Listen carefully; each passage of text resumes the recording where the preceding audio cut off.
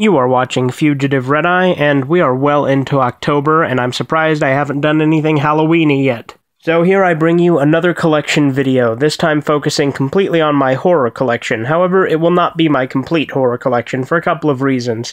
Mainly, I have a very large horror collection, so it would take far too long of a video. Now, I'm not completely against longer videos, however, I don't want it to be overwhelmingly long. The other reason being that I'm a very disorganized person and don't know where all of them are located at the time being.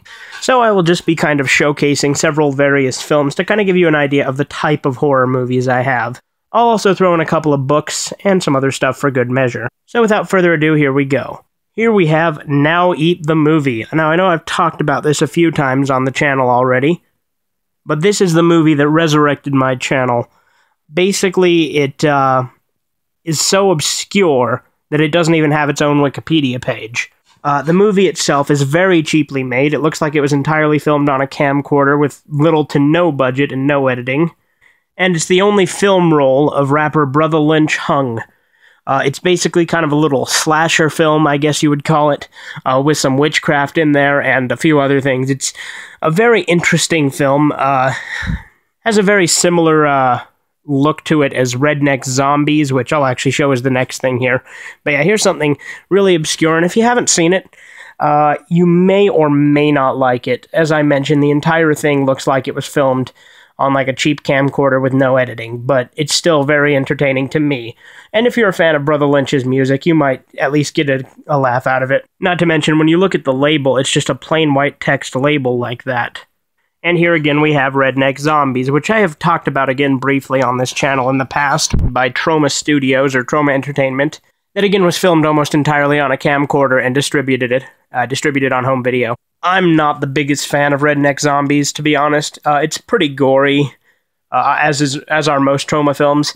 But I don't know, it almost bored me to death when I watched it. Like, there were a few aspects I liked about it, and I do like cheesy films, but this one, I don't know, it didn't really do a whole lot for me, and, partially probably because zombies are so played out. It's still enjoyable to an extent, and I would definitely recommend it if you're into really low-budget-looking, cheaply made movies that are very cheesy. Interestingly enough, this release comes with a soundtrack of the movie, which is very interesting. There's actually a track on it called Subliminal Satanic Track, Do Not Play Backwards. It's fucking weird. It's actually pretty funny because it's a bunch of gibberish in backwards talk, and you can also hear a guy clearly saying, put a sundress on, and it's obviously done for comedic effect. Now here we have Mother's Day, which to me is one of my favorite Troma films. It's a slasher about this creepy redneck family that kidnaps people and kills them. It's very interesting, and it's pretty funny. It's directed by Charlie Kaufman, Lloyd Kaufman's brother.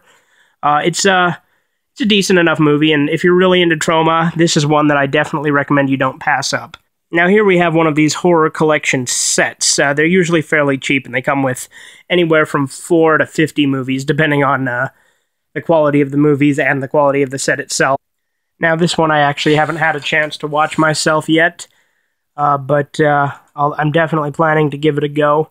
Here's a couple of more discs that have multiple things on them. These you can just get cheaply at like a gas station. As you can see, it has White Zombie, The Devil Bat, The Last Man on Earth, and House on Haunted Hill. Then here's another one that has Dracula 2000, Dracula 2 Ascension, Dracula 3 Legacy, and The Satanic Rites of Dracula. So a bunch of Dracula movies. Now here's White Noise, a movie I bought while we were up camping. To watch for like a movie night that we do up there every time. It stars Michael Keaton, and it has a fairly original concept based on like static. If you haven't seen it, I definitely recommend giving it a watch. It's pretty good. Now for a few of my Stephen King movies, I have Pet Sematary. I also have a few of the sequels to these movies, but I'm not going to show them just because. And here we have Children of the Corn, and here we have Carrie. And here we have Stephen King's It. Starring Tim Curry as Pennywise. The DVD is actually better than the Blu-ray in many ways.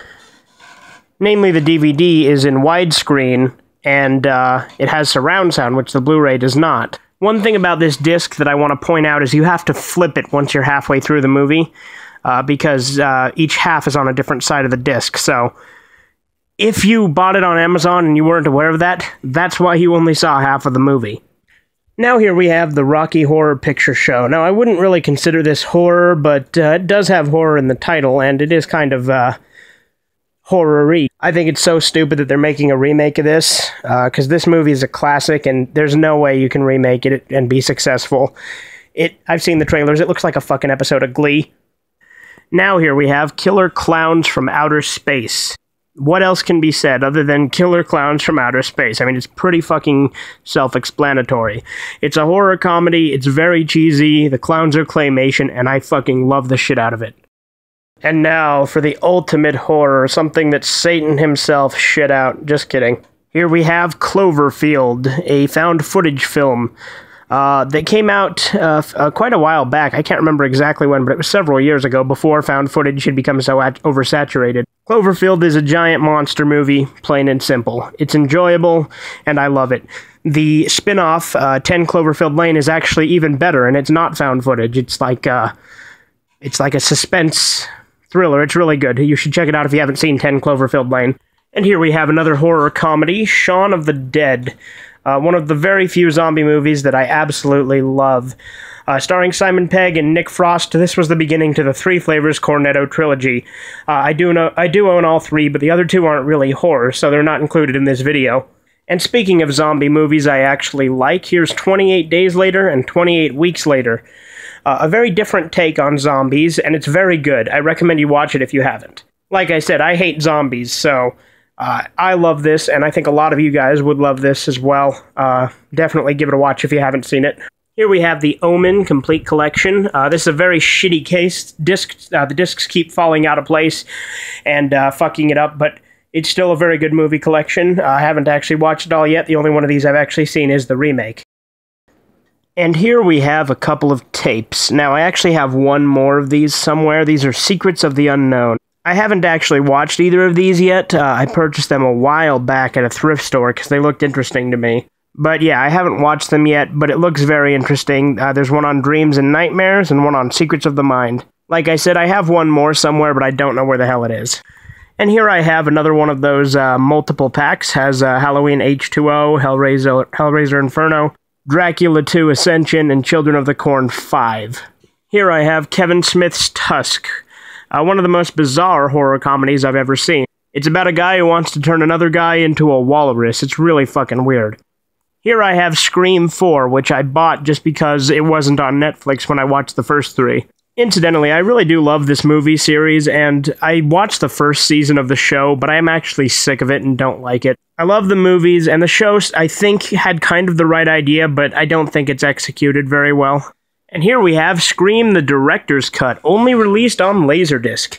Now, unfortunately, I do not have a Laserdisc player, so I have not actually seen it. However, from what I looked at on this website called moviecensorship.com or something like that, it's only about 8 seconds worth of gore difference. Like, literally, that's all it is, so I don't know if it's really worth owning it, but if you're a collector like me, you know, you want to own things in their entirety. Here I have the Mammoth Book of True Hauntings. I haven't actually read it yet, but I intend to in the future. I also have the Mammoth Book of Unexplained Disappearances, but I don't know where I put it. Here I have H.P. Lovecraft, Great Tales of Horror. This includes, like, The Call of Cthulhu, Mountains of Madness, Shadow over Innsmouth, so pretty much all of H.P. Lovecraft's greatest. I also have another book called The Tomb and Other Tales, which has a lot of other stories that aren't included in this one. Here I have Call of Cthulhu, Dark Corners of the Earth, which is actually based on Shadow over Innsmouth. It's a very overlooked game, and I recommend you try it if you haven't played it. It's very creepy, and it's, you know, a Lovecraft game, and it has a lot of good gameplay, and it's good for the H.P. Lovecraft lore. That's the back of the case there. And there's the disc and manual. Now time for my Psycho collection. Here's the first Psycho movie, special edition. It's a classic, you can't go wrong with it. Here's Psycho 2, which sets Norman Bates up to be a more sympathetic character and more of the protagonist than anything else. Now here's Psycho 3, which is probably the low point of the series, but I still enjoy it. It was Anthony Perkins' directorial debut, and it's very good. I recommend watching all the Psycho movies, to be honest. And here we have Psycho 4, The Beginning, which is my favorite of the sequels, and it's both a prequel and a sequel. Here we have the first season of Bates Motel, the only season I own. I do love this show, however, I'm not too pleased with some of the choices they made in the later seasons. They've changed a very key element to this story. I'm not going to tell you what it is exactly, but if you've seen the ending of Season 4, you know what I'm talking about. Honestly, the show had a lot of changes anyway. It's basically a contemporary sequel to Psycho, or prequel rather. But the thing is it has a lot of changes and made it take place in modern times, which I was all for.